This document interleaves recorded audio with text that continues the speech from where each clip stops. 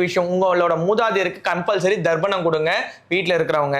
அதுக்கு அடுத்தது மது மாமிசம் இதெல்லாமே தவிருங்க. அதுக்கு அடுத்தது சிவ ஆலயத்துக்கு போய் வில்வ இலையை வச்சு சிவனுக்கு பாலால் அபிஷேகம் பண்ணுங்க. ஓம் பித்ரு தேவாய நம அப்படின்றத சொல்லுங்க. நம்ம கிட்ட வந்து பித்ரு விளக்கு நிறைய பேர் வாங்கியிருக்கீங்க. ஸோ பித்ரு தீபத்தை ஏற்றி எங்களோட பித்ருகளுக்கு முக்தி அடைங்க அப்படின்னு சொல்லுங்க.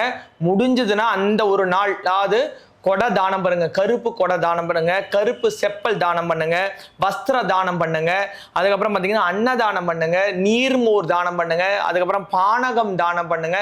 நான் சொன்ன இத்தனை விஷயங்கள் அந்த ஒரு நாளாவது லாஸ்ட் கட்டம், அதாவது மேல இருந்து என்ன பழைக்கிறதுக்கு வழியே இல்லையா அப்படின்னு கேட்கும்பொழுது ஒரு எமர்ஜென்சியில் ஒரு ஷாக் ட்ரீட்மெண்ட் கொடுப்பாங்க பாருங்க. அந்த மாதிரி இவ்வளோ நாட்கள் நீங்க புண்ணியத்தை தவற விட்டுருந்தாலும் இந்த இந்த காணொலி பார்க்குற அந்த செகண்டாவது நீங்க இந்த தான தர்மங்களை பண்ணுங்க. சூப்பர். உங்களோட இதுல வந்து பாத்தீங்கன்னா நாங்களும் 100 பேபிஸுக்கு வந்து பாத்தீங்கன்னா கிட்டு கொடுக்க போறோம். 300 பெண்களுக்கு வந்து பாத்தீங்கன்னா வஸ்திர தானங்கள் பண்ண போறோம்.